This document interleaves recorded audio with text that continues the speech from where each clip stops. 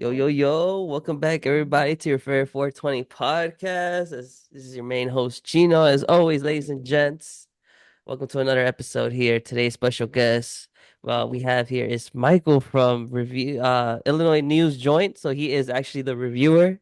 So he'll tell us what's the good, what's the bad, what we should cop, what we should not cop, how to save your money here with the products, my guy. So we can't wait to get in deep into everything that we got going on. So happy Halloween, everybody. So we are recording a little early, but we are Happy dropping Halloween. this on Halloween, ladies and gents. So Michael, happy Halloween, man. We token. So what we token on tonight, man? Actually, man, I'm keeping it simple tonight. I've got Uh, uh I've got a legacy cart I'm just ripping on. okay. Nothing too crazy. I've been burning on some IC collective flour, which I've really been enjoying a lot lately, and then some of the Nez, and then one day a lot of the craft flour lately I've been checking out. Gotcha, my guy. So tell us a little bit about yourself. I'm sure much of the listeners and viewers out there probably would know who you are. But for those who don't and are new to the pod, just tell us a little bit about you, my guy. So my name's Michael, obviously. I go by Lasley on the internet. You can find me on Highlasley on my Instagram. Um, yeah, I do mostly reviews for Illinois News Joint. We check out just Illinois cannabis products. They've got to be in an Illinois dispensary licensed. And then on my personal pages, I check out a lot of like out of state stuff, Missouri, Michigan, and then I'll check out like hemp products and things like that. Personally, I've been fascinated by cannabis for, yep, I mean, since I was introduced to it when I was like 15. I was a, small time dealer, kind of, pay for your own stash kind of thing for years and years and years. I moved out to Colorado in 2012. Fascinated by cannabis. I kind of chased the green wave out there. Actually ended up working in wine, completely different. And then came back here in 2016. Um, just did a normal retail job, worked at Walmart for a long time, was a Mhm. manager there. And then in 2020, when the pandemic happened, I left that, went and worked for High Profile in Missouri. They were a medical only dispensary at that time, so it was medical only in Missouri. Now they're recreational. And then after that, I came over here and worked at a Rise in Illinois in the cultivation center. So I kind of got both sides of, I've seen the retail side and the cultivation side.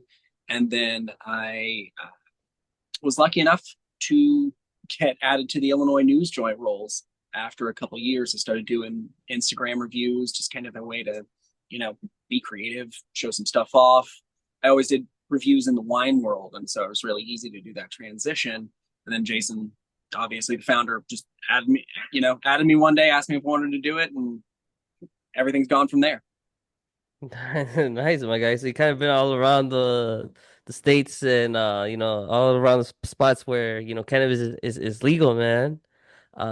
And as well, just how you said you've been on the retail side and the backs of like the cultivation side and just behind the scenes of the dispensaries and stuff like that. But like, um, what tell us like what have you liked and what have you liked from working on the retail and like in the cultivation center like.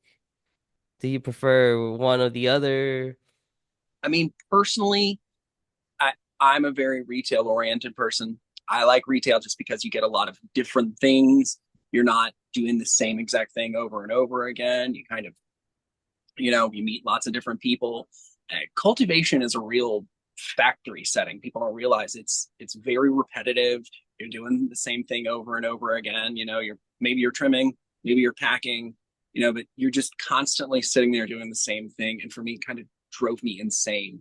I just cannot do that like monotony of the same thing in the same spot over and over again. That factory work thing just drives me nuts. And so retail for me was 100%. If I had a choice, if I had to go back to one of the two right now, I'd go back to a dispensary over a cultivation center, no doubt. Gotcha. And like even like I guess within like the Illinois and stuff like that, because you said you got into like Colorado and Missouri, like what have you seen? I'm sure that they're totally all different things, because they're different states and their laws and stuff like that. But like, Compare from all where you've been, what's like your end point?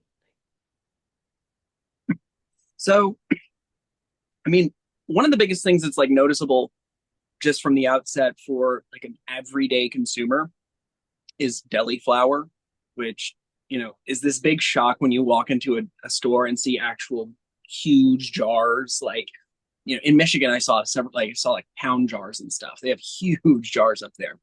Hmm. But, this kind of people that start here and are used to our market have this closed off vision of cannabis as this like consumer packaged good. It's done. It's like crackers at the store. You go buy your box. It's whatever. But in Missouri, they have a much more open and to me a much more realistic view of it. You can go in, you can look at the buds, pick out the ones you like. You can be very specific, and so it creates a much more close uh, connection for people. And I think it drives flower sales too. I think there's a lot of companies over there that rely on those people actually seeing the buds, and that's something that's missing here. And I think there's a lot of like a disappointment here in Illinois. I mean, there's no question a lot of people just don't like the way things are. I think that 100% could fix a lot of that if you see it before you buy it. At that point you're to blame, right? Yeah, because I feel like here's like, I guess you hope for the little batch that you bought is fresh, it's not dry, doesn't turn like that sandy shit when you grind it up and stuff like that. So it's like you like I don't know, it's like a 50-50 right there, but like I totally understand like the jars and you're walking up where like everything's all stocked up like if you're actually at another store, normal store, you feel me? Like Yeah, here is like a very low key hidden office where it's literally you and the bud tender, and then like it's just a little mini door where, of course, whoever is in the back, just puts it there, and it's like I don't know. I felt like you're peeing in a cup, man. yeah, With we've got these. a real clinical mindset, and I think a lot of that is that we're just starting now to really see a good number of these non large scale dispensaries. So all the dispensaries we've had were the ones that were carried over from the medical market. And so they were built to treat medical patients. They were built on a medical model. And so we're only just now starting to see actual cannabis dispensaries that were built for a not for a recreational model, for something that's not just medical. Everything we've had here is we just took medical and said, okay, now it's rec. And so like there's not a lot of things that are designed for rec consumers instead of just being, you know, added on. For sure. Um, Especially well, one is like what dispensary have you recently gone that is like a more recreational purpose, like how you just said right now. So the last one I was at that has a real recreational flavor to it is, and it's actually not even because of the dispensary itself, it's because of what it's attached to. It's Hmm. Parkway in Tilton, because that's it. They have Molly's joint there, and they have, the giant lounge, and they have the restaurant and the big outdoor seating area and all this other stuff. And that feels like, hey, this is made to come get some bud and hang out, go do some dabs in the lounge, which is really cool. But the dispensary part of it is, like you just said, it's a room, and then you buzz yourself in, you get buzzed in, and then you go to the next room where you wait in a little line and you're one on one with the bud tender, and then you have to walk around to the other special door. And so like a lot of that is just a result of the way that our regulations are designed. And I know like most, but how you feel on that though? Like, like, well, one, are you a medical uh patient yourself? Okay. Yeah. Okay. So then like overall, like how do you feel on that? Like I guess like although like it's still stuck through like the medical way, but like your I think we're just experience. I obviously I think it's a side effect, a result of this kind of like, well, this is what you get. In Illinois, there's not a ton of competition. This isn't the Michigan market. It's not an open license. You know, the people that got the licenses got the licenses. They are not planning on giving out more right now. And so, especially down here where I am, I'm down in the middle of nowhere. There's not a ton of dispensaries. And so there's this attitude of like, well, this is it. You don't have other options. You don't have other choices. Up north, they're starting to innovate. You're starting to see these companies do different things like Molly's Joint, like OK Cannabis. They have that lounge. Yeah. Emerald has a lounge. They're starting to attach these things and do different stuff to pull people in.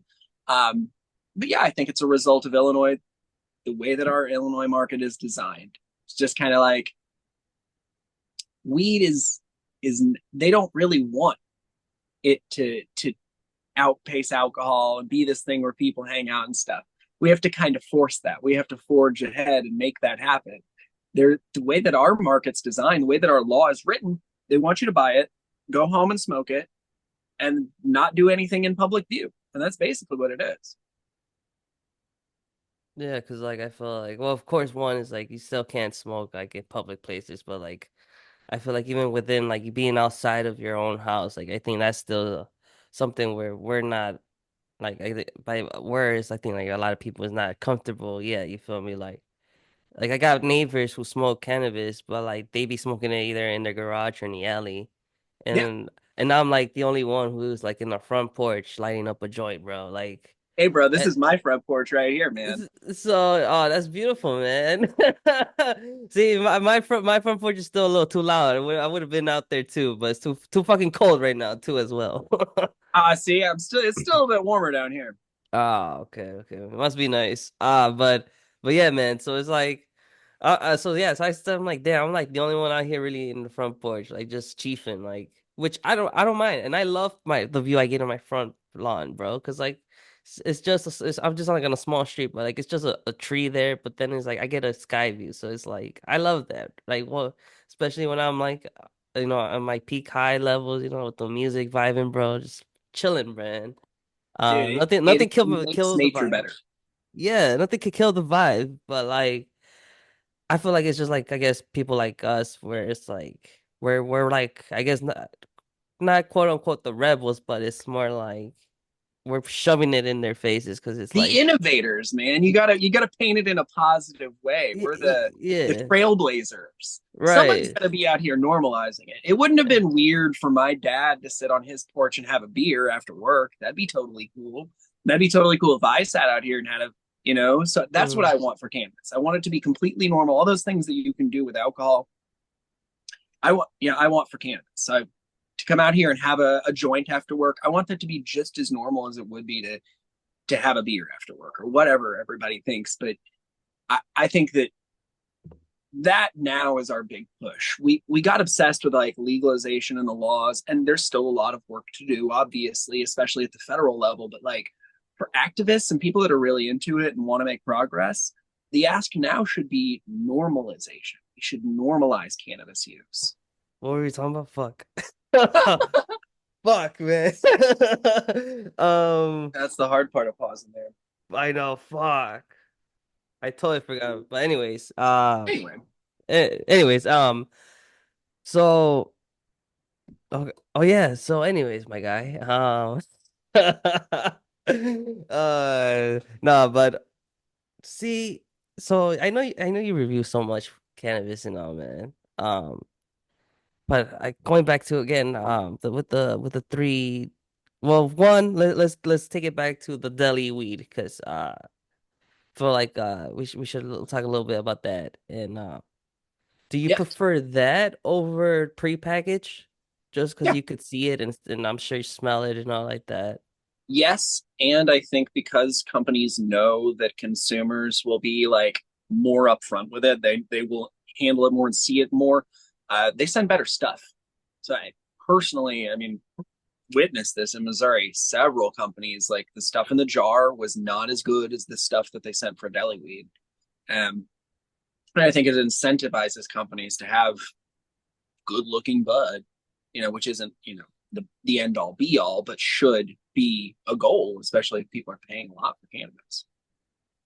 And then majority of that isn't that more like in-house, right? Like of what's in the jar, like Sometimes, but when I was in high profile, they had man at some points they had like 10 to 12 different brands, and not, I don't think any of them were in house at that point because high profile wasn't growing. So it was, yeah, it was all Okay. just Gotcha. people in Okay. the state. Gotcha, my guy. Okay. Because And I think that Missouri's market just has a lot more like they have more licensees than we have, and so they have a lot more innovation. They had hash holes before we got them. They hmm have they also have edibles that have no limitation on dosages. So like the 100 milligram thing we have here, that's they have gummies over there that are like 500 milligrams for a single gummy. So Oh wow. yeah, it's just little things in our regulations really shackle our producers and our dispensaries and everything where consumers end up blaming the wrong people. At the end of the day, it should be the regulators that you're pissed off at. But you're like, why do these companies, why aren't they doing all these things? Why won't these dispensaries sell this stuff? It's like they just can't. Yeah, right. I'm sure they'll love to, but Yeah, exactly right. That's what I always tell people that are mad at dispensaries. They're mad at like, oh, why can't you make a 500 milligram edible? Dude, the first people in Illinois that want to make a 500 milligram edible are the cultivators. They cannot, according to the law. see, so like for example, I know Missouri became legal rec after us, so like does that like get you like a little ticked off of like how their laws are way kind of like less regulated than ours? I think what bothers me about the Illinois Missouri thing is that Missouri is a red state. Missouri is a conservative, like Republican stronghold. It will 100%, there's no doubt, hmm all of Missouri's electoral votes will go for Donald Trump this year. Like, Missouri is a conservative bastion in this country. And Illinois is supposed to be this progressive place in the Midwest. We're supposed to be the progressive leaders. We're supposed to be the most liberal state in the Midwest. And yet, our cannabis laws are much, much more restrictive than theirs, than Michigan's, than, pretty much anywhere else around here. And hmm so that dichotomy bothers me. The idea that like, oh well, whatever, we were first and then everybody learned from our mistakes. That's cool. I think that's a good thing to talk about. But then the idea that the Missouri or the Illinois legislature didn't come back in afterwards and fix all the other problems that we have, that's the problem to me. See, one thing that you didn't mention is about politics, and it's like, does it really have to go back to the politics? Like, of course, like kind of, but like, does it really have to tie down to the politics? Like, for example, like Missouri is like I guess low, like less regulated because again, how you said right now, it's like a red state, but like, does that really like affect the the laws, or you think it's just the people who are in position in that? No, and I'll tell you what it really is actually that Illinois does not have a mechanism wherein you and I can go and petition to have a law added. So Missouri's cannabis law came from an amendment that was put on their constitution by normal people going out and getting petitions and signing that. You can't do that in Illinois. It's impossible. There's no way to do that at all. The only way to get laws added and passed in Illinois is to go through the elected representatives. And so that's the reason that ours is so restrictive and theirs is better than ours. It bothers me in the end because, like, we're supposed to be progressive, so we should have more progressive cannabis laws, which, whatever, we don't. In the end, it is what it is. But the real reason is because their laws were created by the people, and then our laws were created by politicians. Okay. Shit, I'm pretty baked right now, man. But I really would love to say some shit back, but it's like fuck, it's so much to take in right now. My Mikey Angelo right here, pretty stoned. uh, but nah, I mean like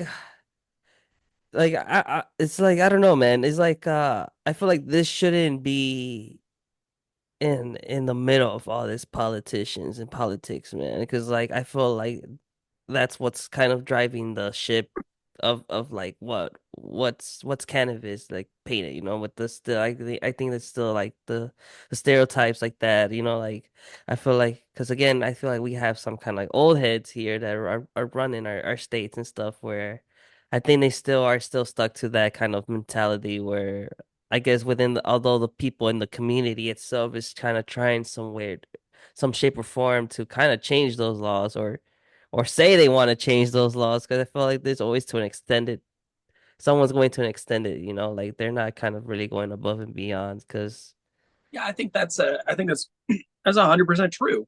I think that's a reflection of our national level politics too. Is like I think the last polls that came out is like 80% of Americans support federal level national cannabis legalization in some form, like medical or whatever. But mhm. 80% of everybody, and that's both sides, both parties, and everything. And yet we're still not there. You know, only one candidate's, talking about that right now. And so it really shows just how disconnected the politicians are from what the people want. And it's crazy how like just now they're kind of making cannabis a big thing in the election. Like if you like just think about it, like both sides kind of said what they wanted, what was their plan or so-called plan of cannabis. But like why now? Like why did it take to the 2025 election? Like why couldn't this been over like before, like even like let's say like 2008, like I think that could like help the recession, a shit ton of money, of what happened or like, like or even like early 2010s, like in the early 10s, like I don't know something, like you just I think now it's just so overwhelming that they just can't deny it. And also, it still has some value as like a vote prop. You can still get people to vote for like, hey, we're gonna pass weed, man. We're gonna legalize weed. And so like I think there's also this idea that like if you do it, if you do legalize weed, you can never use that again. People have used it for many elections. You think about how many years that's come up every 4 years for what? Four elections, that's 16 years that it's come up. And now we're at the point where somebody's got to pull the trigger. But if you do that, well, next time you can't go, hey, I'm going to legalize weed. You got to have something else to get votes. And so I think that's part of it is just like, well, you don't want to give up the thing. You think it's just to get votes as well? I think it's definitely part of it. I Uh-huh. don't think that, I don't think politicians are doing I pretty feel much like anything out of the goodness of their heart. But uh no, I think I think it clearly drives votes, especially among the youth, which is where both parties need people. And so, Mhm. yeah, I think it's important for them. I don't know why, but I was like just driving home today and I was like it's funny how they're all like talking about all this cannabis stuff right now, but like well, imagine like the person that wins, right? And or everybody over here expecting the person to do what they said, but then they hit us with other bullshit problems just came as they walked into the White House, like they totally forgot about this whole situation. And everybody's gonna be like, "What the fuck?" Like everyone, we're gonna be like, "Oh fuck," like damn, disappointed. There's You going to know, be progress. I don't know how it's going to look. There's still uh-huh. like, the farm bills needs to be reckoned Yeah, with. yeah, yeah, It's a huh. whole giant mess of a thing right now. Especially with Uh, like California kind of banned the whole hemp thing, which is crazy, but I don't know how that's they're my gonna. thing is like, even if the farm, okay, so hemp is legal because of the farm bill. I'm sure you've Hmm. plenty of conversations about it. But even if the Miller Amendment doesn't get added to the final farm bill, even if the federal government just goes along how things have been with consumable hemp, is going to be death by 50 state legislatures. All the individual states are going to come in and try to illegalize it, consumable hemp in some way. They did it in California. Missouri's trying to do it, although it's been like swatted down by their Supreme Court a couple times already. Illinois had a hemp, essentially a hemp ban bill ready to go in the last session, and I guarantee in the next session, at the beginning of next year, we're going to see something around hemp. Hmm. So I just, even if the federal government says it's okay, the states are going to kill it. I just, we're going to look back in like 5 or 10 years and go, oh, wasn't that crazy? Wasn't it crazy what people were doing with him? This shit was wild, dude. it's it sucks. I don't want it to happen. I think what we should do is just say all cannabis is hemp and just treat it the It, way the way that we've been treating hemp now. We should just treat all cannabis that way. But the it's powers that be don't agree. So it's kind of crazy. Like everyone says, like if you put two hemp and cannabis together, you can't tell what's the difference. But it's the same thing. It's we the got same to the we same. got yeah, but we got over It's here it's just the really man. really flexible. That's what people don't realize about cannabis. Like it's all the same plant. Even the stuff that they make like fiber and they make shit out of, that's the same exact species of plant as the dankest dank you ever smoked in your life. It's the same exact species, but the plant is just super variant. There's 1,000 strains. It's all genetically the same exact species. It's really cool. I think that's one of the coolest things about the plant is you can do so much with it. Um, but I think the way that we've treated it and the way that we've done the law is Hmm. really what's led to all this confusion.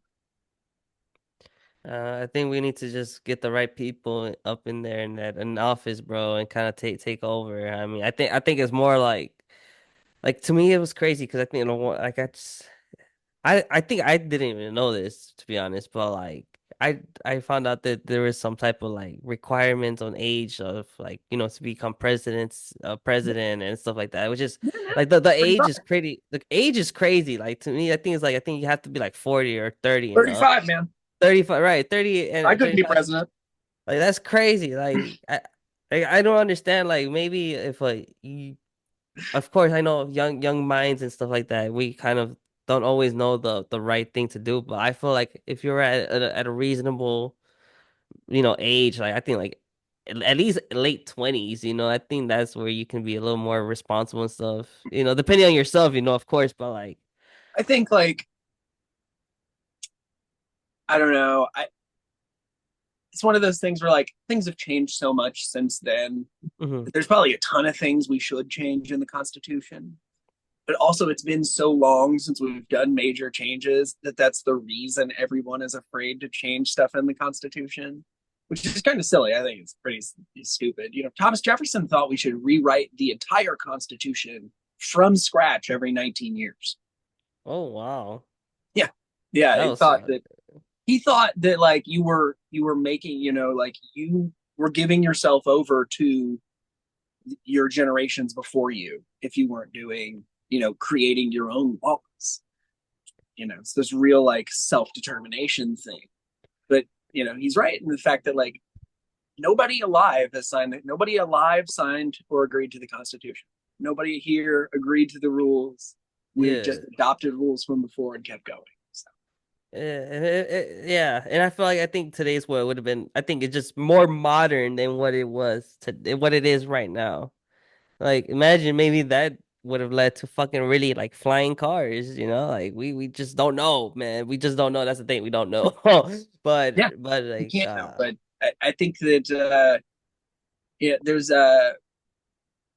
been like a real fear of change in this country for a long time now. You know, we've been kind of locked down compared to the way that we used to be, the way that we used to think. My grandparents' time, flying cars was like, they were going to have that. My grandfather's lifetime, they were going to have flying cars and space cities and all this other crazy, insane stuff that we can't imagine. And then we just kind of like didn't do any of it. We stopped progression on hardware and all this other stuff. Like, what did we get to? The iPhone. And that's like really the most modern thing, the biggest modern change we've had. The car I drive, the car you drive, even electric cars, really, like the only thing you've changed is just what you're burning to move. The entire car is the same thing. You're still running rubber tires on an asphalt road in the same exact ways. There's been no innovation there. We mhm. still, the planes are the same, ships are the same. There's a lot of like, we've had tons and tons of software innovation, and like all the computers have changed and the way that we do them have changed, but the actual physical world that you and I live in and interface with and all the stuff we use isn't terribly different than how your parents or your grandparents were. You don't think that's a little scary though? Like how you just said, like that there's a shit ton of like softwares and like updates on softwares and stuff. Like, don't you think that's a little scary to like kind of push people into like again, what's kind of like now big is the VR, the virtual reality, Facebook did it with the Oculus and the Mega and the Meta, I mean. Like even like within the movies, bro. I mean like the Matrix, bro. Like what if like you just take the blue pill for once or the red pill, bro? I Like think that is like inevitable in that like if we make that technology possible, people are going to do that no matter mm, what. People want to make their own worlds. People want to create their own spaces. Um, but yeah, it's about balance. I think that for all technology, it's about balance. You know, obviously, even right now, the stuff that we have right now, some people don't use Twitter and Instagram correctly, and it's terrible for their mental health. Um, it's a personal thing though. You have to figure out what's right for you, what you want to do, and like I think VR is really cool personally, but it also makes me super super sick, and so I can't really use any of the headsets. Even like the newest ones make me just sick to my stomach after a while, and so we're still a ways off from being able to create a world people could go live in. but I don't know, man. Like technology, I think just kind of like just spiked up though, um, like No, we've seen a cause definite in like the last few years, yeah, 100% since especially since like the LLMs and the all the AIs started to pop up and ChatGPT came out, we've seen a dramatic progression in the technology and the things that we're going to be able to do with it. Like we're at the beginning of this new exponential curve. Like AI is like the internet again. You remember when we were younger and you'd see they'd put Wi-Fi in everything. Suddenly you were seeing cars had Wi-Fi and refrigerators had Wi-Fi and your laundry yeah. machine had Wi-Fi and every single item in the world, they were taking a tiny little Wi-Fi chip and shoving it in there. That's going to be AI. We're going to do that again.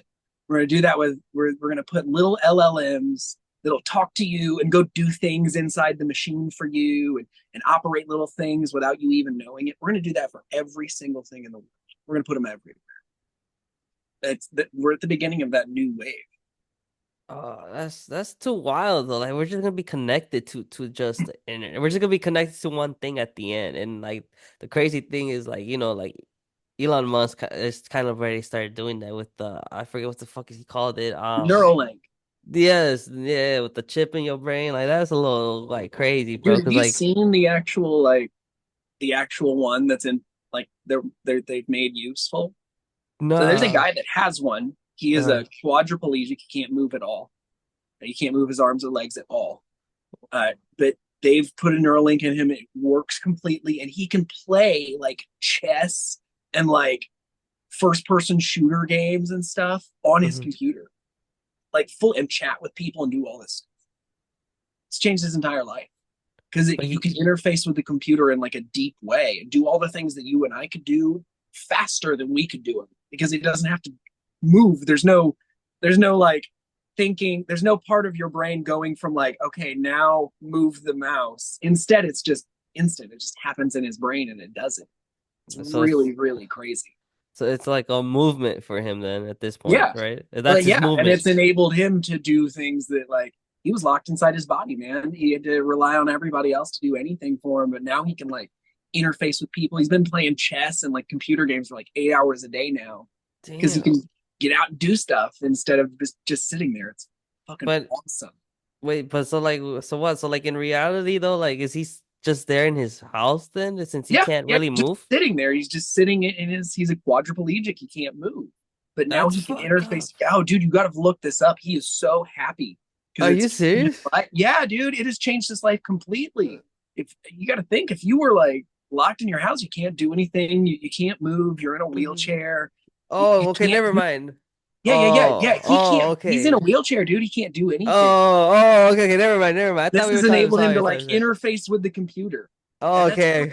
wild. And so like all Okay. these people that haven't been able to like do all this shit on the computer and Yeah, stuff are yeah. now going to be able to have this complete world at their fingertips or like at their brain. It's fucking Oh, crazy. okay.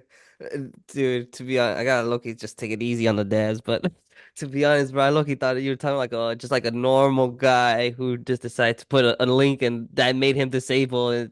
Dude, that's literally what I thought. No, dude, That, no. that's why I was like, damn, that's fucked up. No, dude, I will send you a link because Oh, it's really okay. crazy and like cool as fuck. But Okay. no, Okay. All right, man. they were Okay. giving this dude something, not taking something away. Damn. Okay. Okay. Okay. Never mind. All right, but Oh my okay. god. Oh, dude. What oh my God. No. Woo. No. Oh my God. I gotta take it easy, man. I haven't dabbed in like 2 or 3 days, bro. Like I was kind of running low. Uh, I'm dabbing on some live resin from Michigan. It's called Damn Oh yeah. Sour by Homies. I'm not sure if you heard of them over there. Mm. What No, was it that? sounds good though. Oh yeah, I like a nice tap. I picked it up. I know I destroyed the case. I'm so sorry. It's displays all bogus, but I picked it up when I went to a New Buffalo recently. Um, but anyways, man. Yeah, I just How's it try to smoke, keep. man? It's pretty decent. I kind of got tired of the taste. But it's pretty decent. I'm not gonna lie. It's more like the little lemon diesel taste to it. But for sure it gets you high, man. I mean, as you can see right now. Fuck But then yeah, dude. again, That's all that matters, right? I got me a little cart right here. This is called Maui Wowie, and the brand is MKX. Hell yeah, So dude.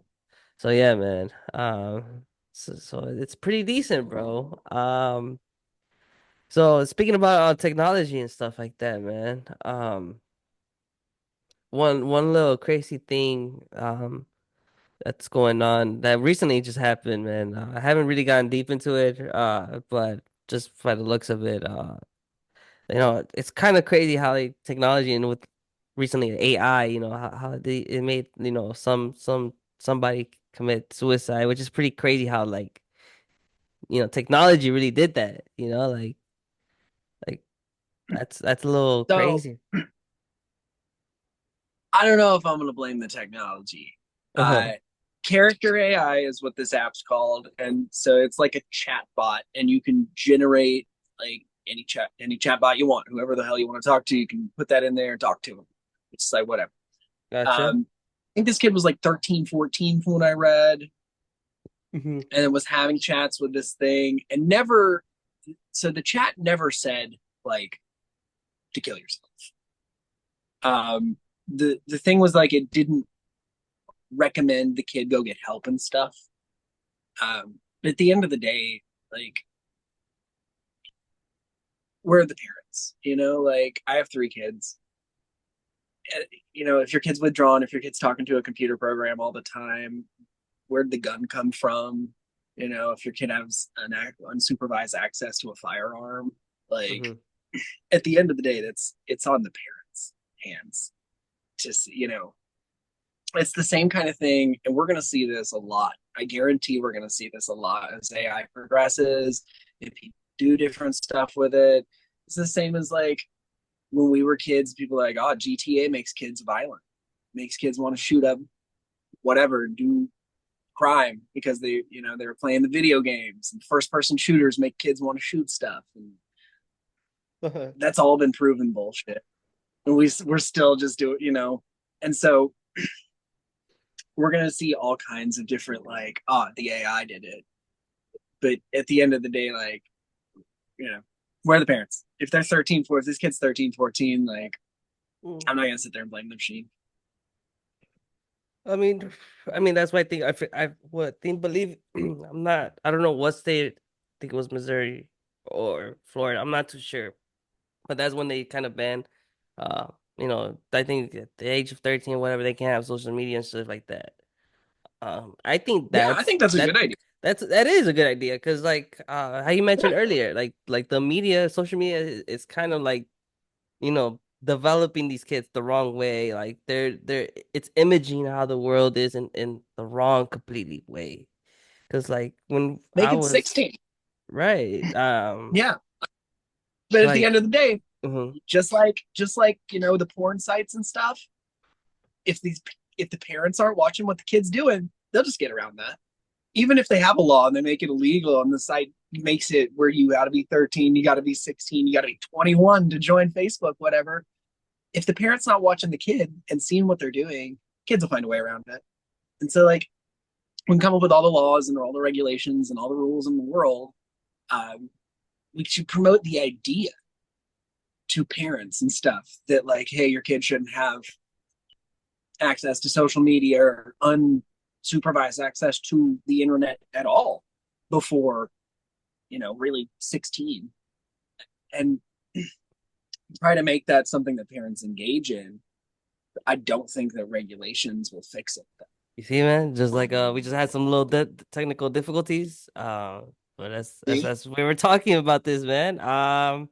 It's crazy because as well as much as like crazy and like interesting and how advanced we got with technology is and how dependent we are, it's also how easy it can just malfunction and just stop working. Like that's Yeah. crazy. Yeah. And that's kind of the thing about building the whole society on it. It's like if the tech goes down, but we run the banks and we run the power grid and we run everything else on it, like, what do we do? And especially because, like, I don't know how to fix it. You don't know. We have there's only a few people in this world that can actually work on the systems that we all completely rely on for our entire lives. It's really kind of crazy if you think about it. And especially because, like, we have all this high tech, we have all this cool technology, we run all these Wi-Fi towers and stuff, but it all operates on the backbone of electricity. And all of those cables, some of them are literally like more than 100 years old. Like the original copper cables that people ran to get electricity to some places are still the ones in use. And so, like, that is like insanely vulnerable to all kinds of problems. It's really insane that our infrastructure is so built on all this technology, but it's really fragile. Right, and like like you said, so rare that you know somebody who knows what they're doing with this technology. Because like imagine like imagine like the last person that is alive fucking dies and no, and then what? Like no one fucking knows what happens if the fucking real internet doesn't work. The grid is off. What next? That's Yeah. crazy. Have you Not seen even the if just like, I mean, uh like, there is literally, you could pick maybe like, there's 8 billion people. There's maybe a million or 2 million people. If just the right 1 or 2 million people completely disappear, we'd all be living in the fucking Stone Age, dude. We'd all be screwed. would you survive? Oh God. Um, like, I want to say, like, yeah, I'd be a badass and survive, but, like, I don't know, probably not. I got a family, so I'd have to, like, stay behind and, like, take care of my family, and so whatever happened to them would be dependent. But, like, God, I no, no, I'm weak. Those people, man, You people said used to I'm weak. run, dude. People used to run deer to death. That's how Yeah. we used to hunt. People would chase them until the deer fucking got tired and died. I'm not doing that shit, bro. I can't do that. I can't do that at all. Like, not in that. I'm not. I feel like a different kind of animal than that. Like, I know I'm the same kind of thing, but, like, Uh-huh. I can't imagine doing that shit. Yeah, it's really crazy, like how like you just mentioned, like, we just used to hunt for our food and like I feel like our we I think our immune system would be even better and stronger because like I saw the movie. I can't always remember how to pronounce it, but it's Leonardo DiCaprio playing it, and it's about the bear. It's with the bear scene. I know you know what I'm talking about. The movie, the bear Yeah, scene. yeah. Yeah, it's the bear scene. Like the winter, bro. The Like redneck. imagine the fucking winter here in Chicago, bro. Like, and all you had Nah, was that. Like, come on, man. Like, I ain't made for that shit. Nah, I'm not. I think, but I think, like, also, where did we went wrong? where do you Well, think I we went think wrong? like it's one of those things where like we have that, and it's probably in us, but Hmm. like we don't ever access that. So like in the old days, like you just didn't have any kind of comfort at all, and so like everything was shit. And so you had this like your body, your mind, or soul, or whatever tapped into this like primal. I gotta keep alive, keep the flame of humanity alive thing. That like you probably just did that on a normal basis. Like anytime you had a scrape was like, holy fuck, this is life threatening. And so like you probably tapped into that thing all the time. And so that was just part of who you were. Now you hear about like mom lifts a car off a baby and all this other like people can do really crazy things when they're in these really wild moments of stress. But Hmm. we live such a comfortable life that we just never access I feel like if we were to access that, we wouldn't know how to control ourselves, and I think that's like some. I don't think that's a little danger, not too much of danger, but I think that's a little dangerous because we never know what will. Because there's that. Oh always yeah. any act of the moment. We always do something we kind of will regret at the end, or we might not. But like again, just never know.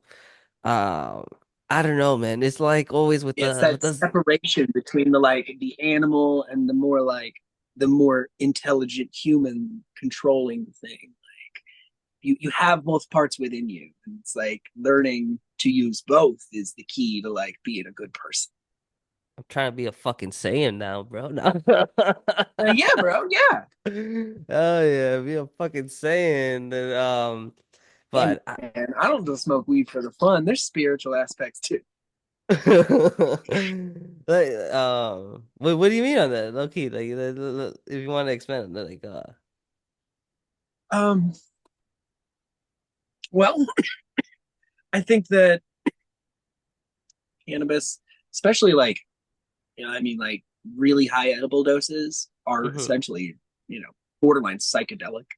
And so they give you a hint, especially if you've done psychedelics, they give you a hint into that like other world thing where like just the idea that this right here, this reality is not all that there is, that's hmm very liberating. So that means that there could be so much possibility out there. But once you've seen that other side, it can be very comforting. So like a core tenet of Buddhism. So like edible marijuana in super high doses can help you see that. But also like for me, especially personally, like smoke cannabis just helps me calm down and listen. I do a ton of meditation. I meditate. I've been doing it since before I smoked. And I started smoking when I was 15. Started meditating when I was like 11. Um, and so it really does help you tap into this kind of quiet observer thing that is really, really important to, again, being a person, being able to be quiet and be alone with yourself and your thoughts is a skill. And it's really important to get good at. And it makes you happier for sure. like, I feel like a lot of people are not happy here, man. I feel like a Yeah, lot of people no doubt. are just trying. They're just trying to make it through.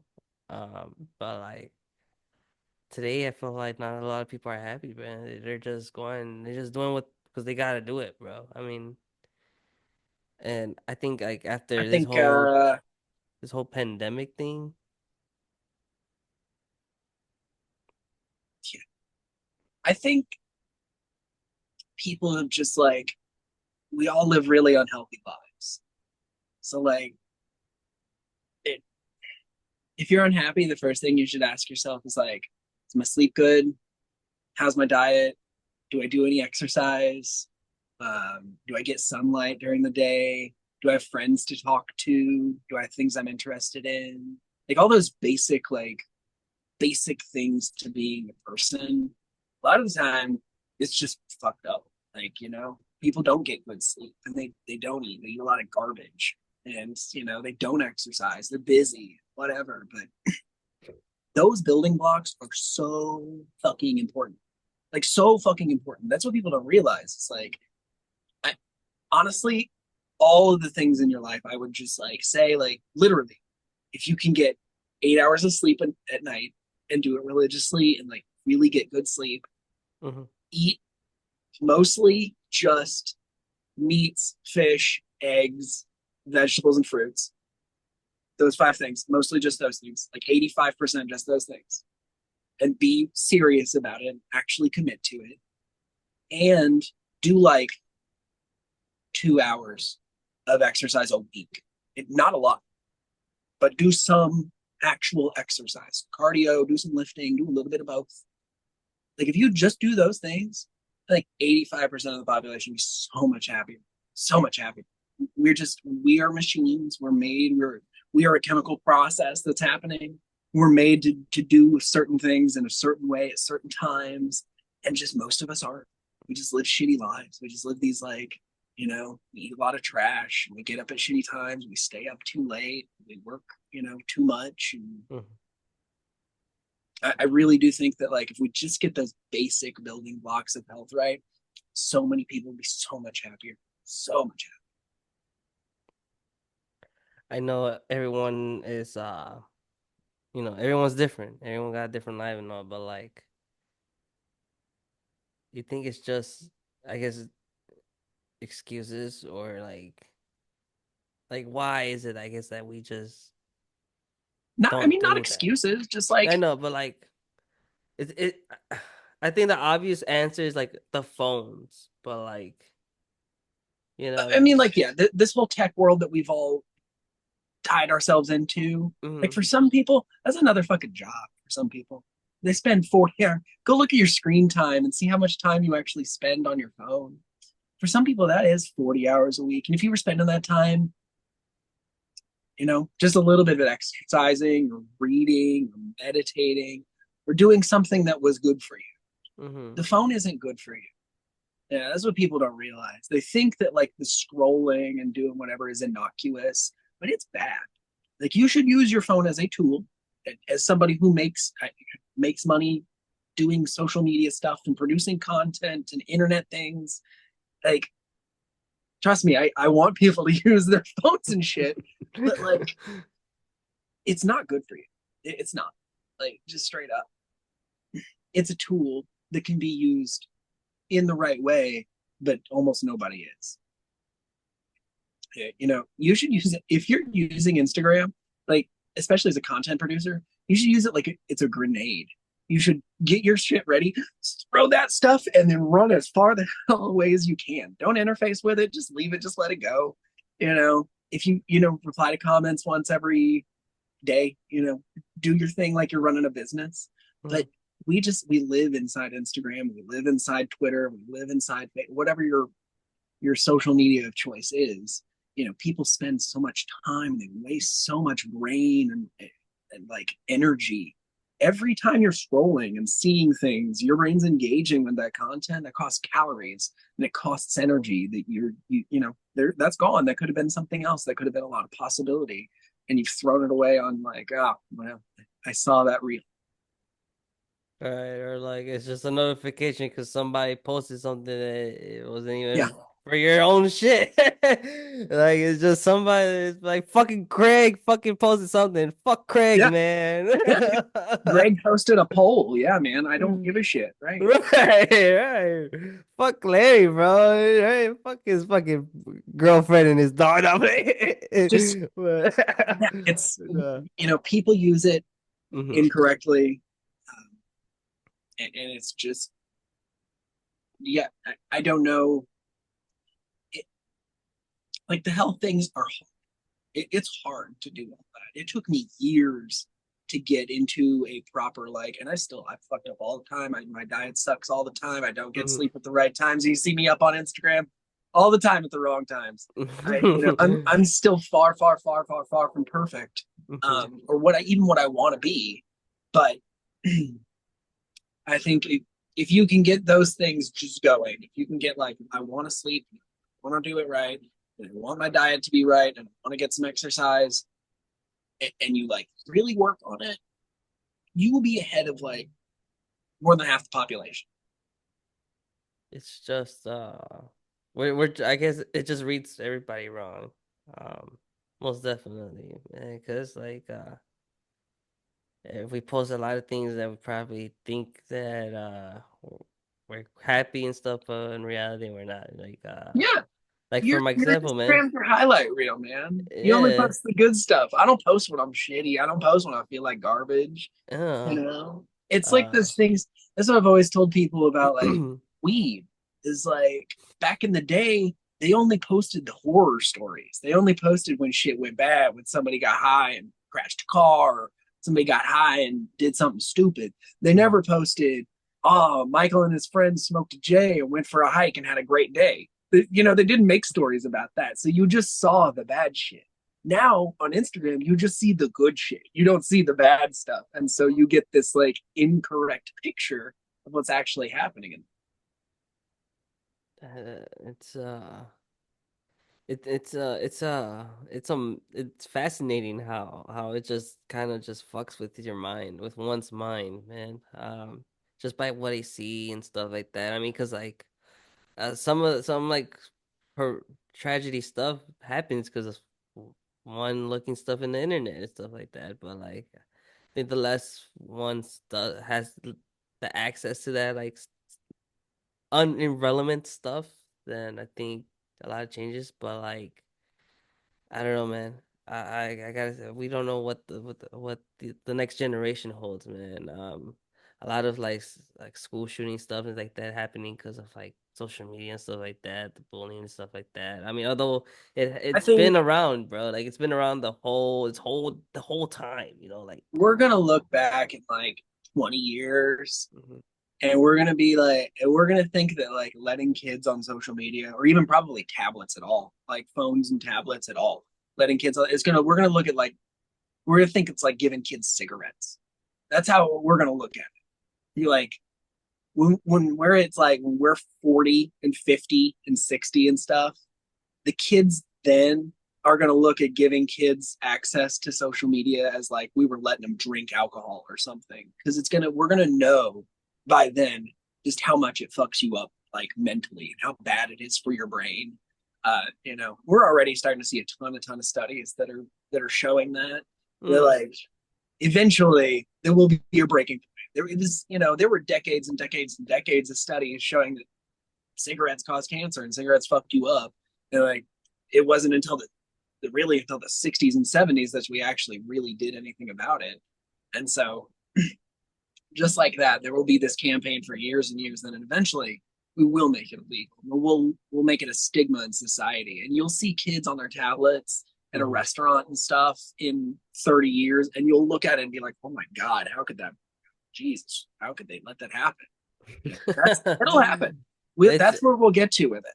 it's crazy how like back then there was a lot of like advertising for cigarettes. Like mind you, like I never seen like the commercials or anything, but like just by people talking about it. But like like So like when are my we gonna dad, see a cannabis my dad commercial? Uh, collected cigarette like advertisements. And so like we had a giant like Joe Cool poster in my garage. I mean a gigantic one that was huge that had the camel with the leather jacket on smoking a cigarette. And oh. like he had all kinds of like Marlboro advertisements with like the cowboy and shit. And so like those were the only ones I saw. I never saw those as a kid, but like people talk about that. I don't think cannabis advertisements are like really a threat to kids. I don't. Well, no, but like it's just crazy to just like now, like we're thinking now, like Yeah, now thinking back, like how you're saying, like just like yeah, thinking now, yeah. like how there was actually advertising for cigarettes, like Oh, it's wild. Yeah. you When know, you think about stuff that like I did a whole reel about, there's Sunny D vodka seltzer, and like I've always thought Sunny D was a brand for children. yeah, When I yeah. always saw Sunny D commercials as a kid, they were for kids and they had kids in them. And Mhm. now at Walmart, at the end of the aisle for $9, you can get a Sunny D vodka seltzer. And nobody bats an eye about that. Nobody says like, "Oh, they're marketing alcohol to kids." Like, it seems to me that that's what that is. But nobody says anything about that. You could never get away with that, campus. They are so serious about like not. You can't have like I don't even think you can have fruits on a fucking label in Illinois. You can't have all, there's all kinds of ridiculous rules around Mhm. labeling. And for what? Kids can't even go into a dispensary.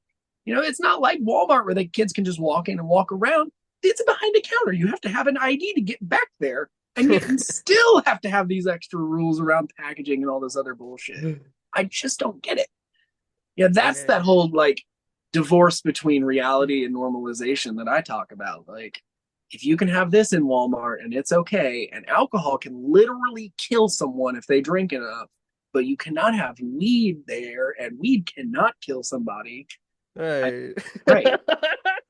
It doesn't make any sense. It's wild, bro. It's just fucking wild to me. But this is where we're at, man. I mean, I think it just can't get any better than this. It's true. uh, Good. but I do have like a few more questions, man. Yeah. Yeah.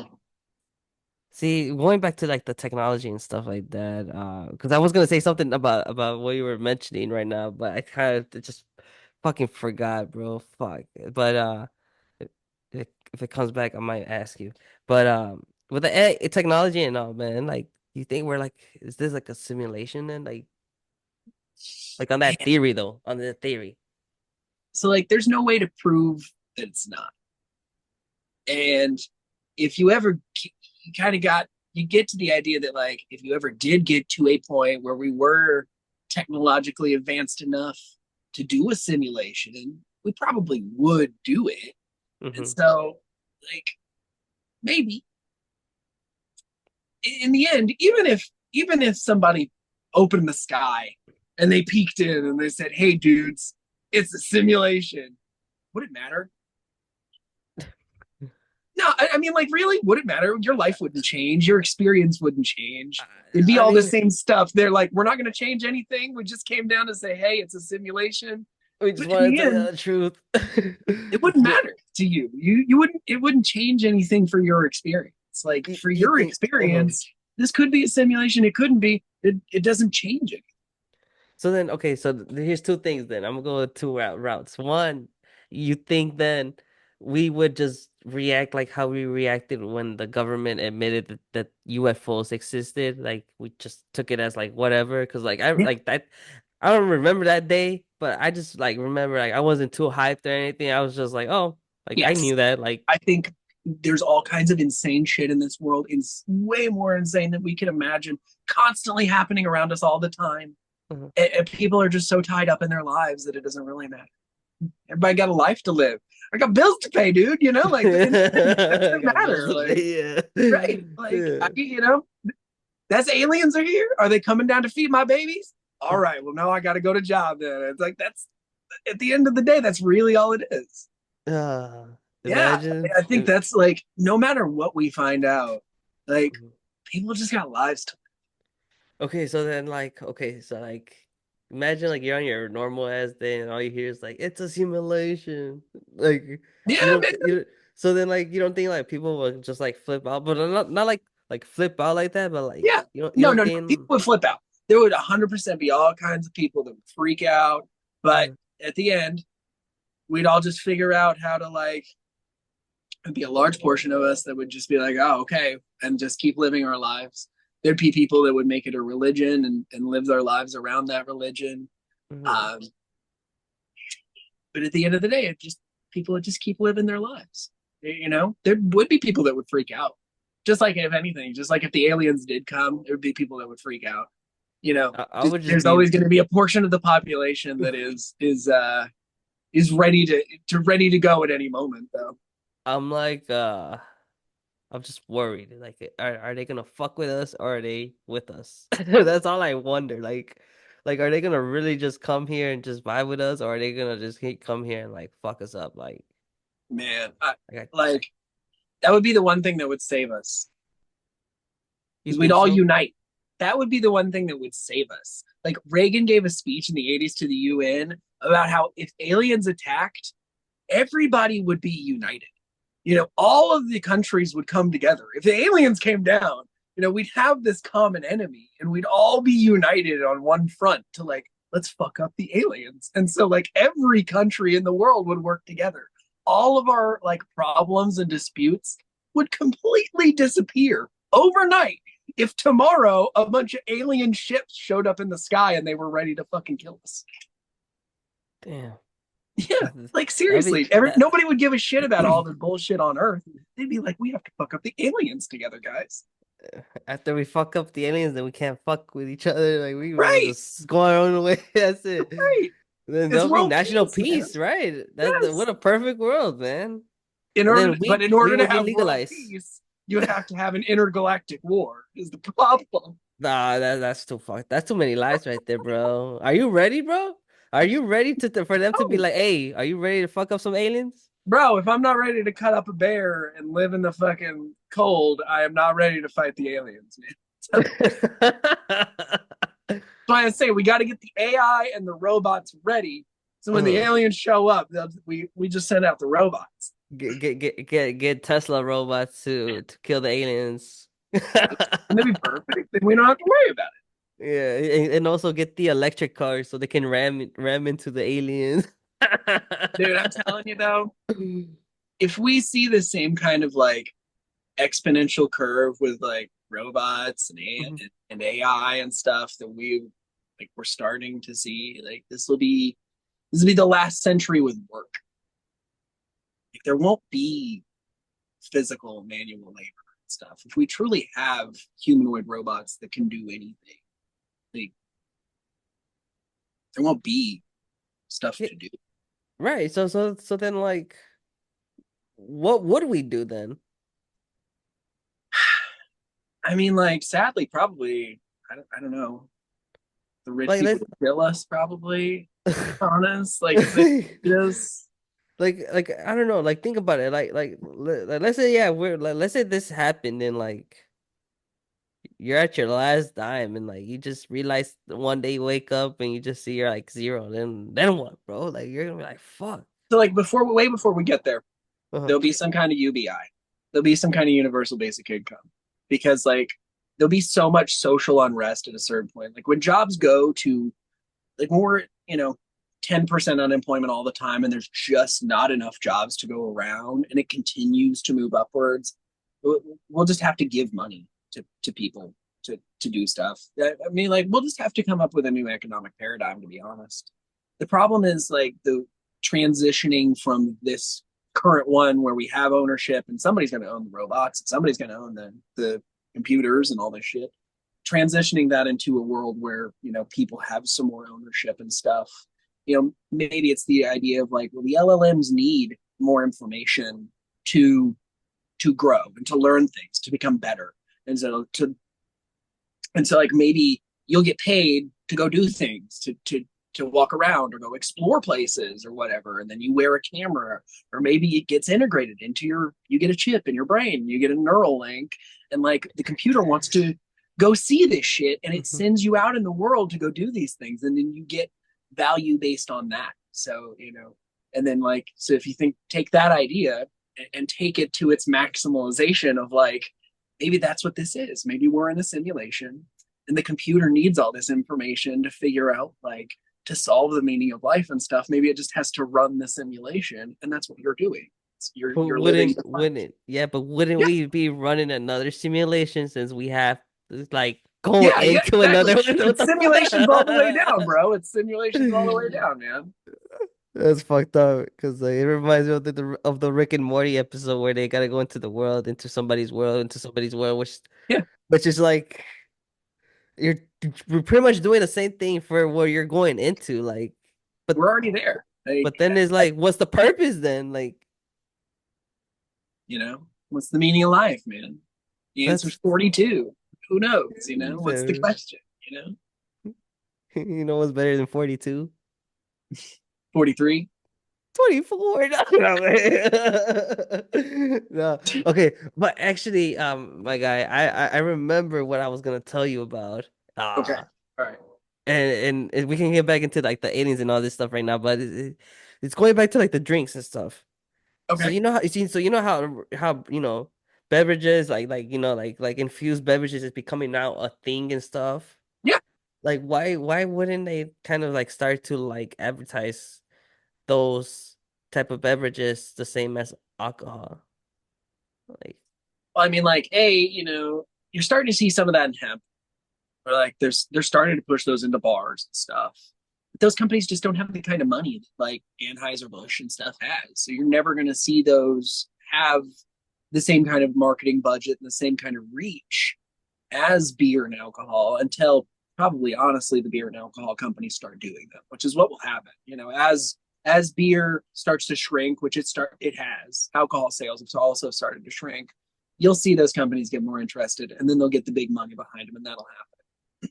And then also, you know, it's not, it's a federal farm bill kind of loophole still, and they don't want to go into it because it might be illegal in a few years. They might legalize all this hemp seltzers and all this hemp drinks and stuff.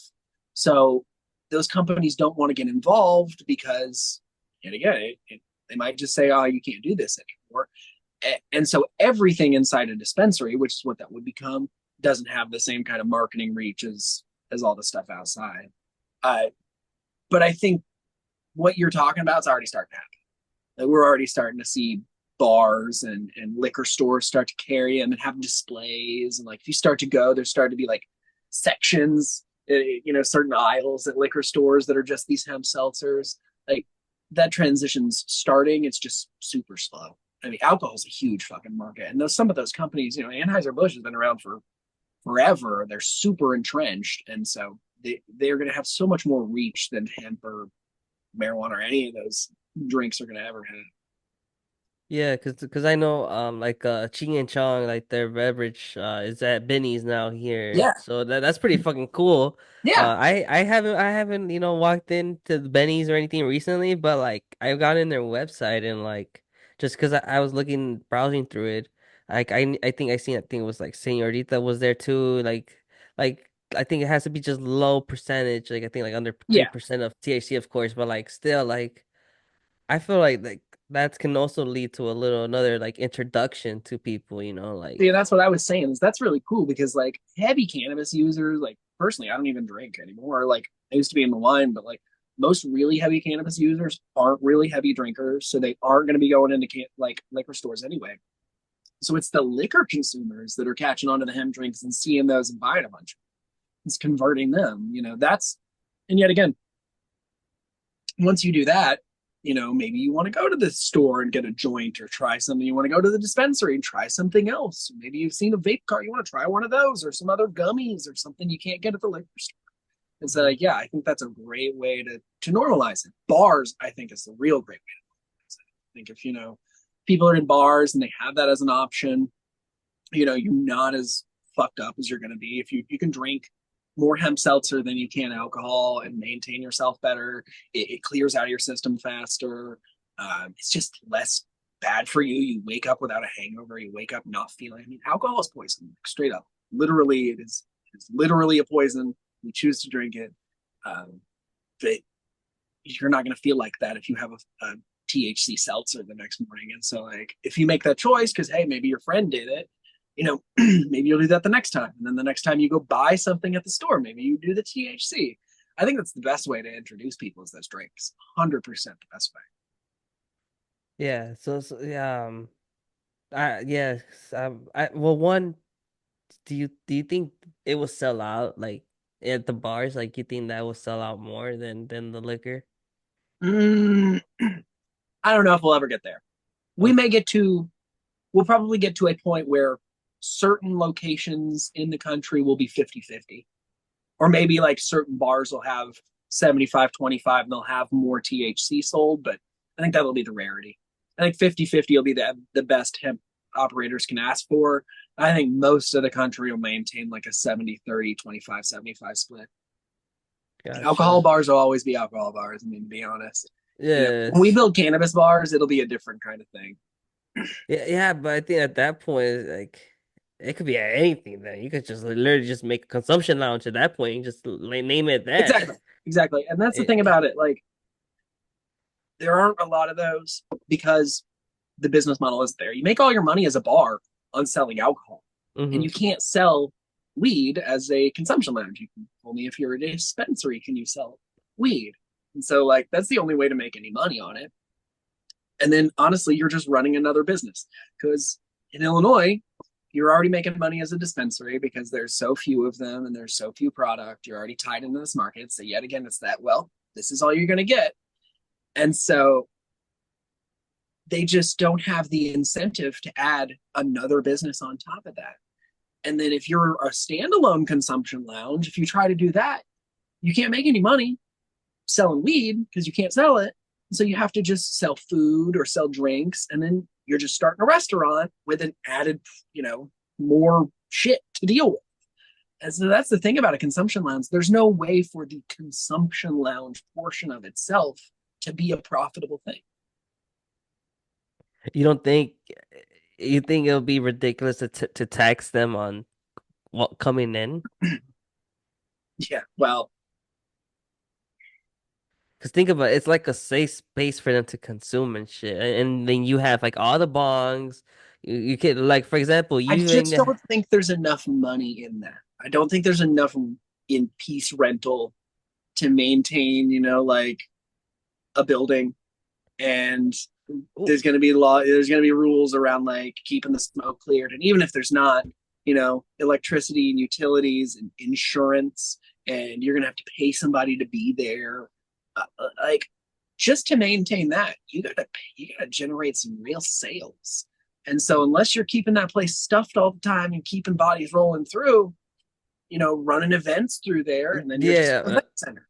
Uh, And then then you're just an event. I can be an event center now and host weddings and host everything else, and then also host cannabis events. And I'm not the cannabis event place anyway. So I don't have to deal with that. Yet again, it's just like I'm just doing the other business anyway. I see where you're coming from. Yeah, like no matter what, you're still gonna end up doing I something that I you gotta didn't make want I to gotta do. do another business to make the money. I can have like if you have a cannabis lounge now, if you have one, especially in Illinois, like it's out of the goodness of your heart. Like you're just being nice. Right. But that's too fucked up though, cause like It sucks. It's it it's does. because our yet again, it's because our regulations, like I said at the beginning, our regulations were designed so that you buy it, go home, smoke it. So yeah, it's designed around this idea of like you go home, you buy it from a dispensary, Mhm. inside a dispensary where nobody can see you. The windows have to be shaded out and everything. And then you go home inside your home where nobody can see you and you smoke it. They don't want lounges. They don't want it to be, this thing where people are out in public enjoying our regulations are written exactly like that. They don't want that. So do you ever realistically like do you think it's gonna change Yeah, sooner or sooner or later? no doubt, dude. 100%. It will be like alcohol. Eventually it will be like alcohol. It'll be for sale at Walmart. It'll be for sale at the gas station. And there'll be every possible in everywhere. And we'll get rid of the dispensary model eventually. It'll be equivalent to a liquor store, but it'll be we'll have everything from Marlboro Greens at the gas station.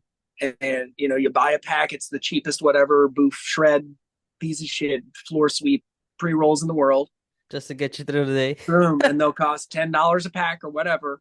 And Mhm. then there'll be $1,000 hand rolled selected hash that's been aged for 10 years and specialty places to buy that. And there'll be cannabis bars and there'll be farms where you can go where they grow it outdoors, and it'll be like a winery. There's And there'll integrity. be nurseries and everything you can possibly imagine that they do in all these other industries. We will eventually do in cannabis. I don't think we'll get to this idea of like we'll treat it like tomatoes, where everyone and their brother can grow it. There'll be no licenses. You can do whatever you want with it. It's just a plant. I think the government will always see it as this like vice product, similar to alcohol. It'll always be this intoxicant that they can get special tax money out of. So there'll always be licenses. And it's like, we're super limited now, but we'll get there. Eventually we'll be at this point. Craft beer was once illegal. It was all tied up in like these few companies. And it took a bunch of legislative pushing and years of progress to get it to the point where we had this explosion of all these craft breweries and home brewing. And so like Hmm. we'll see that in cannabis because especially because there's so much more legislative push and activism in cannabis. But it'll be slower than people think. It'll be 20 years. It won't be soon. But, but like I guess like let's think kind of like shorter years. Like let's say like within the next 10 years or 5 to 10 years. See, it's the thing. I What don't what know because the clock starts again when federal legalization happens. So, like, when the feds legalize it, all the slate gets wiped clean because then we go off the new what are those regulations? What do those rules look like? Whatever the federal like rules and regulations look like around cannabis, those will be the ones that we have to start pushing against. And those will be the ones where you get to determine a timeline of like, okay, we're here, so now we got to get to here. How long will that take? But we won't know until we get to the beginning, and we're not at the beginning until the feds legalize it. see and so remember when the House of Representatives passed the bill to legalize and then you heard nothing after that. And then here recently, a few months ago, about again the how the cannabis is gonna get federally legalized, but now you don't hear nothing at all. So it's What? gonna get so it's 100% gonna get pushed to Schedule 3. It's not being legalized, but it's Uh, being taken from Schedule oh, One to so, yeah, Schedule. sorry, yeah. So So that so, uh-huh. so the DEA has to do that, and they're gonna have a hearing in December where they make that judgment and do the kind of like whatever actual rulemaking stuff they need to do. That's when we'll see progress being made on that. So that's 100% going to happen. It's definitely going from Schedule 1 to Schedule 3. It'll probably be the end of next year before it actually happens. See, and a lot of people are like fucking with it, not fucking with it. Where do you stand on that? On the So the Schedule 3 thing gets complicated because yes, Schedule 3 drugs are still regulated by the FDA and they have to be prescribed, and people think it's going to go to this like prescription model. It's not. Like that ignores the fact that we have not treated cannabis like any other Schedule 1 drug. We don't allow states to have heroin dispensaries, do we? No, we know we've allowed cannabis to be this special standalone thing, even though it's Schedule 1 for you know shit for 20 years in California, starting there, years and years and years. It's been this special standalone qualification. They're not going to take that away when they move it to Schedule 3. And the FDA is not going to legalize it. They are not going to touch a plant drug because they don't want to do that. They never have and they never will. You think it'll be too much work for them? So I think it opens up too many possibilities. I think if you legalize cannabis as like this herbal drug that's very variant and grows all these different ways, then you have to look at all these other variant drugs and herb remedies. So all those herbal supplements and stuff, they'll have to look at them like that.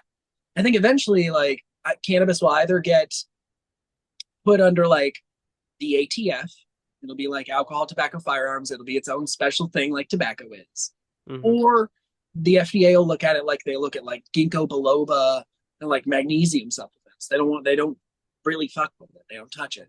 It'll be like a vitamin. I think I prefer the standalone. Like let it just be its own thing. That's it. I do Like too, and I think why eventually that's complicate what it we'll too get. much? I think you're just complicated too much. And even if you go through the vitamin my bad. Like the vitamin way or whatever, like you were just mentioning, I think you're still gonna make it a little complex for the people because like not everyone's gonna understand it, like I think eventually we'll get there, but uh I don't know what steps we'll go to, and I don't know how it'll take. And it's just like all this cannabis legalization, it goes completely different ways than I ever thought, and it takes way longer than I ever would have thought. Um, but at the beginning, I never thought we'd even. I never thought we'd have legal weed in my lifetime. So, you know, well yeah, I'm sure like for other people this is like a whole like what the fuck or like a whole like wow we actually did it, like yeah, this is the it holy grail for some people. Is like yeah. just having a dispensary that they can pay $60 an eighth and get taxed out the ass. Like some people are worshiping to heaven that they get that. I know people that like are so happy that they have the setup they have now. And Hmm. so we It's take so it for sad. granted. That's a We shame. take it for Why granted, man. we should really take those people on a trip to Michigan or or somewhere or Missouri. Although Yeah. like honestly like how for like an eighth, like how much is it over there? In Missouri, Yeah. they have like they have $20 eighths. Wow. I mean, And 20 to 60, depending on, what you get. and with tax and all, let's say a $20 aid comes out with tax. I think like 25. So I have a medical card in both states. Ah, okay. And you can have a Gotcha. medical card in Missouri as an out-of-state resident. It's really cool. That is pretty cool. I'm Yeah. sure we don't have that shit. I don't think we do. Nope. No, most Nope. definitely You got to no. be an We don't Illinois get the cool resident. shit. We No, don't get the not at cool all. shit. It's so ridiculous. Yet Uh, again, we just have an old system. So like I don't even think like BioTrack and stuff allows for that. So the way that our system's designed is just clunky and old. do you think they're ever gonna change that, or you think we're just always gonna be So stuck we're to getting like that? we're getting something called metric, which is like the seed to sale tracking system that like every plant gets a barcode, and they can track that all the way to the weed that's in your jar that has a barcode on it. And like Hmm. we're getting a new one in Illinois. The state keeps saying soon. It's supposed to be this year, 2025, this next year. Um, we're switching from BioTrack, which is this older, clunkier version, to Metric, which is a newer version. Um, Michigan, I'm pretty sure Michigan uses it, but I know for a fact that Missouri uses Metric. It's a lot more flexible, and it'll allow for a lot of things that, like the whole medical patients being able to shop at every dispensary. That'll be a lot easier to implement through Metric than it was going to be through BioTrack. So that'll be cool. Gotcha, my guy. So that's what's up. Hopefully that'll make other changes and shit like that and opportunities and all for the better. Um, but before we even started to today's pod, I did see your story in a quick new video that you popped out. So I want to talk about that a little bit on the pod Oh yeah, man. and yeah, man, why you saying don't get in the industry but make your own business? So it's a little more. He's a little more clickbaity than but this idea of like a lot of people come to the industry for the wrong reasons. Either they think it's going to be easy, think, oh, it's going to be stoners, whatever. Uh, Chaos work is work, and even if you're on the inside, especially at like the grows, it's a fucking gigantic indoor farm, dude. It's wild. And then cannabis retail is fucking retail. It's you know like working at Walmart. It's like working at Dollar General, both of which I've done. It's first person retail, and especially if you're in a market dealing with medical people, people are very serious about their medicine, and so like you're getting paid shit wages. Even if you're at a cultivation center or you're at a dispensary, even if you're in like the management level, you're getting paid garbage. Um, your hours are retail hours, so they're not the best in the world. They're a lot of weekends, a lot of late, a lot of evenings, um, and so like it's not don't go work in the industry. It's just know what to expect before you get there, and also like I mentioned in my video, a lot of these companies are tiny. They're new. They don't have good training. They don't have good HR departments. They don't have the kind of support. Nobody's got a 401k, and like very few companies have real 401ks. Nobody's got a good one. Healthcare sucks. Health insurance sucks in cannabis. It's all the most entry level stuff that they can get. Mhm. And so all these things, expect it to be harder than a normal job. And like they don't tell people that going in because we need people. We need people in the industry to come do the stuff. People have to trim the weed and package the weed and grow the weed and sell the weed. We need people to do the things, but we don't tell people up front like, hey, this is going to be harder. And so the people that stay are passionate about it, and that's what kind of sucks is those people get burnt out. They come in expecting, oh, well, they can get up, but the best you're going to get to, if you come in retail, the best you're ever going to get to is is maybe a store manager level. You're making what, $50,000, $70,000 a year. Like you're maxed out, and that's it. If you get to like grow, you probably never get to anything past like a management level, and you're probably never going to get past like 50, 60 grand a year. Um, and so like personally for me, if you want to build a long-term thing and you're passionate about the plant, I always tell people, make your own thing. Find something you can do. I always think of like one of the things I didn't mention in my video is like I think of people like this. So this is Vape and Prop. Uh, Hmm. Kristen Velasco, who makes this product, 3D gets these 3D printed and like sells these herself. This is a great product that is made by somebody who's passionate about cannabis, but she didn't have to go get a cannabis license to do this. But she's at every cannabis event. She interfaces with these companies and works with these weed companies. And so, like, do something like that. There's all these ways to do that. Jason with Illinois Newsjoy, Hmm. he started basically a publication and then has followed from there with all these other businesses out of it. But you know, do something inside.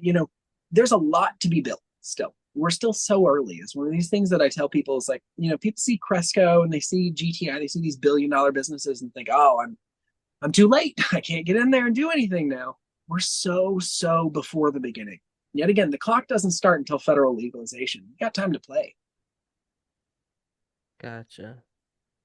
See, so I don't know, man. I think a lot of people do think they're kind of late because, like, again, these big companies, but then again, it's like all these big companies are not from here. They're from, out of states that, are multi, states Yeah, that are, different states. But then again, it's like, we barely have any, cultivation centers or like, we barely have any brands that are from here, and the ones that are from here, it sucks that we have to get taxed up the ass to try our own shit. And I'm a consumer brother that I barely get anything from here. Like yeah. it sucks because like I'm in the industry and I love cannabis and all, but like it sucks because I'm in Illinois and I'm a resident. I'm a Chicago and it's like I love repping my city, but it's like I can't say I smoke a lot of shit from my city because I get it, fucking man. price, man. I I just get can't. Dude, and that's the thing is like you're lucky you guys have that option of like getting Michigan and stuff. For a lot of people down here and like especially eastern portions of southern Illinois, like this is it. You don't have any other options. You can't drive to Missouri. It's a like multiple hour drive, and See Indiana's legal. how's the drive to Missouri then? So if you are like on the far eastern side, it could be up to, I mean, maybe like 2 hours. Okay. Like for me, it's like 30 minutes. I'm like very, very western. I'm very down on the very, very far down south and very far west. And so I'm like right there on the border. But you're far east. If you're over by like the Indiana border or you're by the Kentucky border, Mm-hmm. man, it's Illinois is your only option. Uh, okay, because dude, like me to just get to Michigan's 2 hours, but like my drive there is just a fucking breeze for me now. It's So it's wild. so it's like Yeah, I it's don't know. not I bad. just I just It's not tell bad. my I just tell my girl like let's just put a little money on the side for like a few weeks and then And let's then just let's plan a go. Yeah, date and let's go, man. Let's I just get it. get. So it's like like I was talking to somebody about it this too, and it's like it's just real life situations, and it's like if you don't got it, sometimes you just gotta be smart, man, and I think it just depends on like it's just your situation. Like yeah. if you're a, I don't think this market is built for consumers like us. It's built for people who are going to have a gummy once before bed at night, and they, like, oh, I'm having my gummy, like it's Yeah. people that are like, oh, I'm having a joint after work, like, you know, Like it's for those people, and they're fine with that. They're fine with their $25 bag of gummies and their $50 eighth. That eighth, because that eighth will last them a fucking an eighth will last. I know people who eighth will last them 2 weeks. You know, dude, like it's shit, it's a couple hours in my house. But like, right. With me, it's literally just 30 minutes after I purchase it, and there it goes eighty yes, dollars down the this drain. will And get me home, right? Like, this is my drive home right here. The yes, $80 exactly is my right. drive home. Like, uh, yeah, but the market's not made for us. It's just, it's. It's built for It, people who are, you know, like, they wanted to build their own uh-huh. kind. They imagined their own smoker. Imagine the politician's weed smoker. That's who they built the market for. What a newbie. Yeah, exactly right. Exactly. That's who they made it for. This is like an Right. introduction to fucking cannabis. Like, if you want to get new into weed, just come to Illinois. Right. 100%, dude. Because, It's like, built for the newbie. bro, like, honestly, man, like, I try. Trust me, I try as much as dispensary online websites I go to, like, look at their deals, and it's just not it, man. Because, like, in the back of my mind, it's like, bro, we just gone to like next door neighbors and came back with a shit ton of shit. Then Yeah, we've dude. we've just Michigan's been. crazy. It is, bro. It's fucking wild, man. If I It's wasn't 5 hours from there, it's like a 6 hour drive for me to get to Michigan, man. damn for real.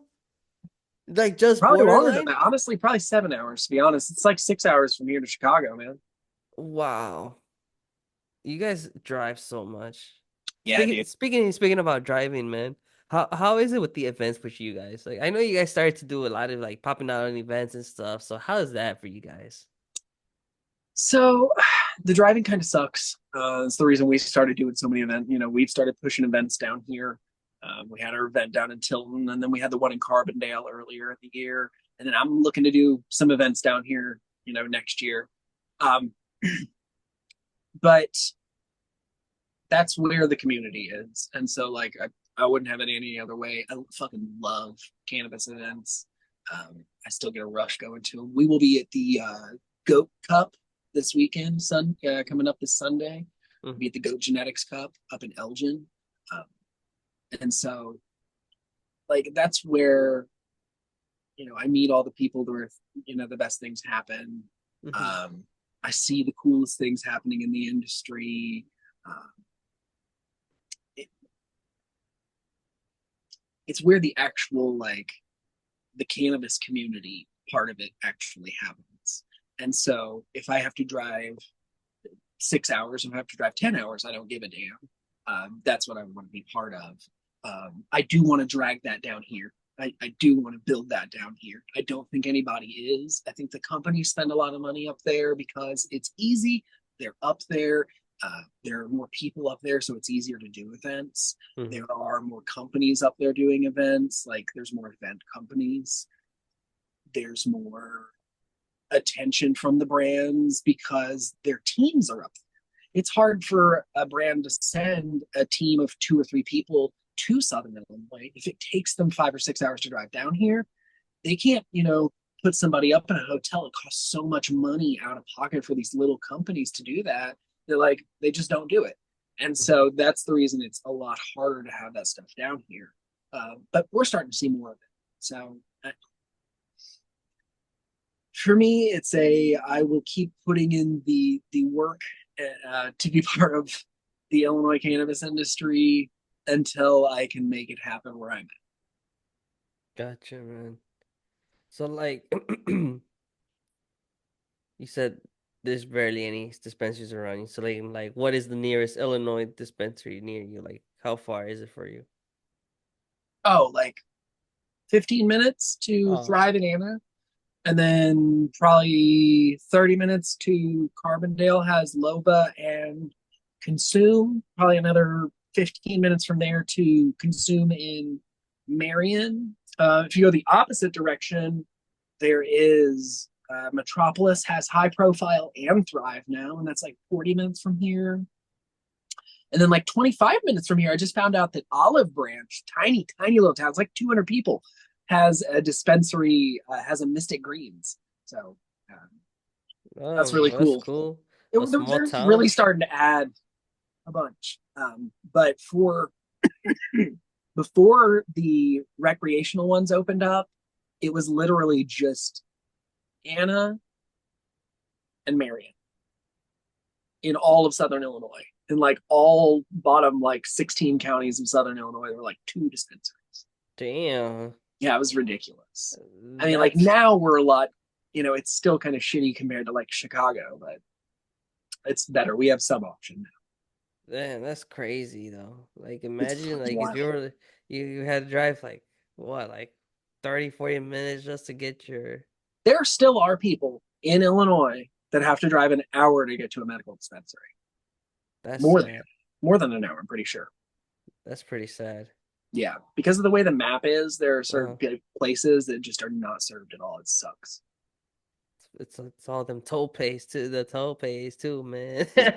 Yeah, the whole thing where like medical patients can't go to rec dispensaries. Hopefully, we get that fixed in the next legislative session. Yeah, hopefully, my guy. Yeah, yeah, hopefully. But before we wrap it up and all, my guy, one last thing in this, did like, of course, you're a review, you review a shit ton of products, man. But like recently, right now, let's just talk recently. What has been like the most good product that you came across? What has been like, eh? Hmm. So stuff I'm really liking is I smoked some ice cream cake from Nez. Chem Crush, real chem heavy stuff from IC Collective. They both been putting out really good flour. Uh, I really like that stuff. We just posted a Vibation. So this is like it's like an electrolyte powder that you put in a drink. It makes a strawberry lemonade drink. It has like Okay. 30 milligrams of caffeine, and then it has like L-theanine in it and stuff. It uses the THC as more of like part of a blend instead of the star ingredient. But man, it is just right. I love this. I love the drink mix because you put it in a bottle of water, it makes like a decent tasting strawberry lemonade, but it just calms you down, dude, in this like perfect, serene, kind of peaceful way.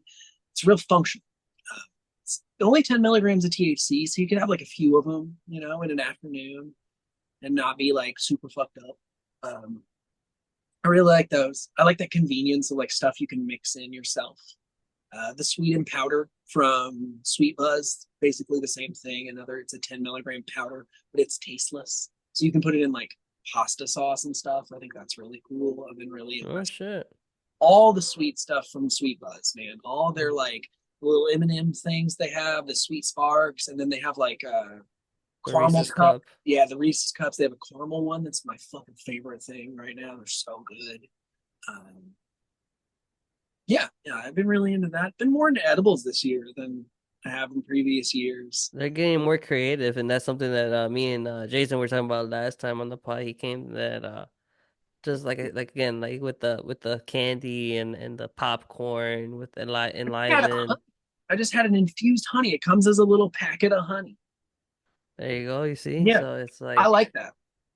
and then you got your drinks now. So it's And there's still so much to go. Like I'm tired of candies and stuff. What I want is like barbecue rubs and barbecue sauce and stuff like that, and like uh ranch dressing and shit like that. I want like savory stuff. some like chips. Yeah, dude. In Missouri, they did a chip, dude. I saw them. They Oh, had really? yeah, they had spicy potato chips that were all like they were literally like 1 milligram a chip. Wow. I need to They give me were a shit cool, ton of bag. I need to give me dude. They were like cool as hell, dude. ooh, give me 2 bags. I probably need 3 or 4, but yeah, Oh my the whole God. lunch has got to be infused. Oh yes, bro. Most definitely, man. We start with the appetizer all the way to the dessert, man. That's how we go. That's how we go down. What you got to do? But yeah, my guy. But before we wrap it up, man, do you have any questions or anything like that, man, or any topics you want to get to before we wrap it up, my guy? Nothing else, man. I think we've covered a lot. I know, man. We did, man. But yeah, man. I think that wraps it up, ladies and gents. This was Mike from Illinois News Joints. So again, my guy, thank you for coming to the pod. Oh, yeah, dude. Um, Check and out then my yeah, YouTube, man. for sure, my guy. I'll put in the link in the description for his YouTube, ladies and gents. Don't forget to follow him and hit that subscribe button on YouTube. Thanks so For all much for the having me, bro. information. Yeah, my guy. And you know what? Again, ladies and gentlemen, happy Halloween out there for all the spooky vibes. We ain't had no spooky to say today, but you know, we had to pop out with you guys Them with the taxes, costumes. man. Them the spook. Yeah, right. The weed taxes. That's the shit that be spooky. I'm dressed up as the taxes, man. All right. But anyways, ladies and gentlemen, we'll see you guys in the next pod or vlog. Have a good one out there. Stay high, be safe out there. See you guys.